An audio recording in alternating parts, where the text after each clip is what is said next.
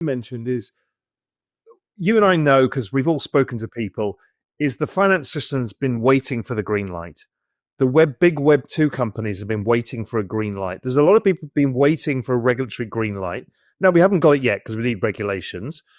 But I look at the finance system, and I think one of the things you've been talking about as well is if they're going to build, there's an obvious choice for them, which is going to be Ethereum. Ethereum has the native yield, and it is the kind of IBM or Microsoft of the space. I think people are underestimating how fast finance is going to come because they've all been working on it. And it's a very likely an Ethereum ecosystem thing overall. Thoughts? Yeah, I mean, look, I mean, obviously it'll spread across everything, but...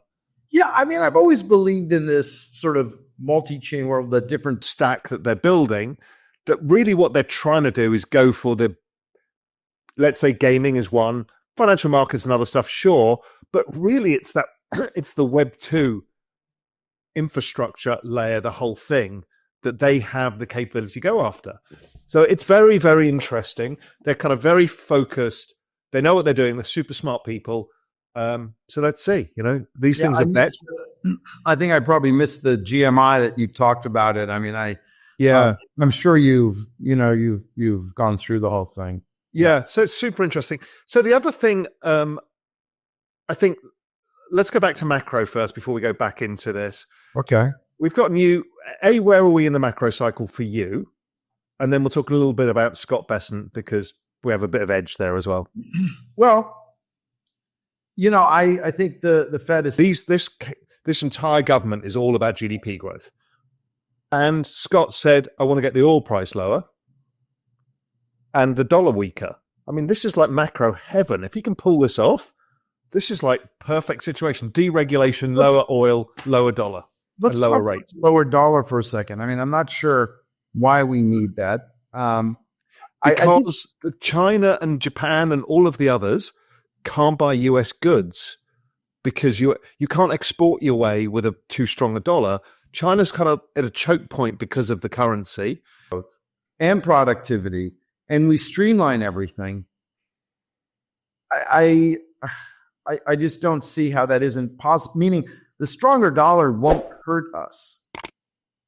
Right? I mean, your macro thinking is that a strong dollar is, reduces growth, right? That's global growth. And also our growth, right? Because you can't export it. Because who do you export to? Everyone's a bit sluggish, right? China's in the shit. Europe's a mess right now as well. Who the hell do you export to? And you've got to export your way out because you need the deficit to go down, the trade deficit as well. And you've got to sell goods. But if you're too expensive, it's not a great way of generating rapid, strong growth. But as you said, it's very offset. All digital IDs on.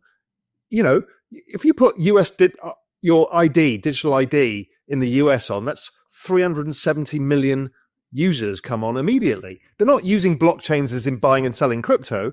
They're using the rails for proof, which is that trust layer you talked about.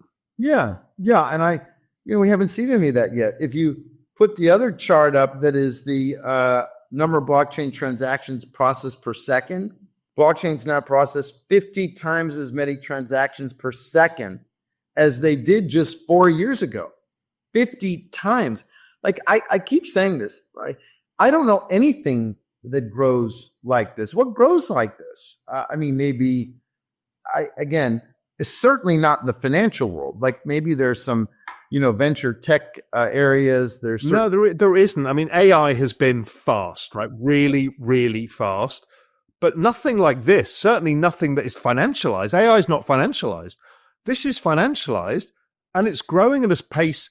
When I just look at the larger measure of active MetaMask, but I do think that once these institutional guys, they're going to own their Bitcoin through the ETF or whatever, they're going to own their Ethereum. They're then going to start to understand as they watch it, as they focus on it, that it's really the decentralized financial world that has the ability to grow. I mean, TVL, total value locked in DeFi, is, I think, around $100 billion, which is very small. The total value in the space today if I add up all the cryptocurrency and all the equities, around $4 trillion. So of that $4 trillion sitting there, only really 2% of it is actually active in DeFi. And I think that's gonna, I think that's gonna change. And also, we've just seen that tornado cash ruling last night.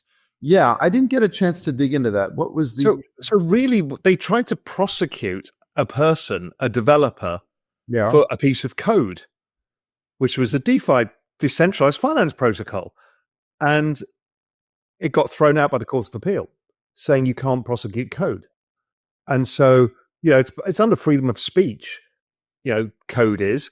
And so it just makes DeFi much more doable now.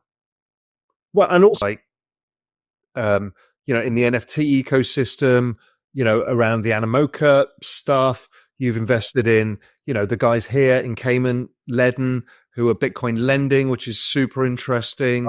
Yeah. And you've also yourself, I think, and as part of this whole Dan industrial complex, have been involved in the new, what's it called? Zenrock. So that's really interesting. The Dan industrial complex. This is what it is now. That's funny. It's funny. No, we just closed. We had a smaller secondaries fund that we raised for the last sort of 9 months. We've been buying the secondary stock. I try to buy in the companies where I have board seats and I have good visibility. But it's really in the ecosystem investments that we made. Companies generally investing more than 50, with over 50 million in revenue. For the last 18 months, there really hasn't been a single proper large growth deal. I mean, zero. And my specific area, so not venture like BC and later these more developed companies, a little bit of that. I think we're moving away from that. But you get things like FTX, and they're the poster child. So anyway, this next bull phase, I think we're going to see, I'm thinking at least 160, 180,000 Bitcoin.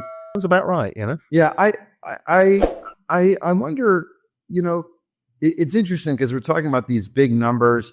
And of course, you've got Michael Saylor out there who's, sucked a lot of air out of the room. Rightfully so. I think he's been incredible for this space. I think it'll be the financial system. I think people suddenly they'll be going, oh, so-and-so's building on this layer 2 and so-and-so's doing this. And then people will go, oh, I get it now. My thesis was that they just overbuilt block space for where we were, but that was forward planning for a future because we're going to need a lot of block space. And Ethereum is very secure. It's interoperable across a whole bunch of EVM stuff, and nobody gets fired for building on it. And so it'll be fine. It'll be just fine. The question really is, over the next year or two during this next bull phase, is there anything that we see growing? You're the exponential guy.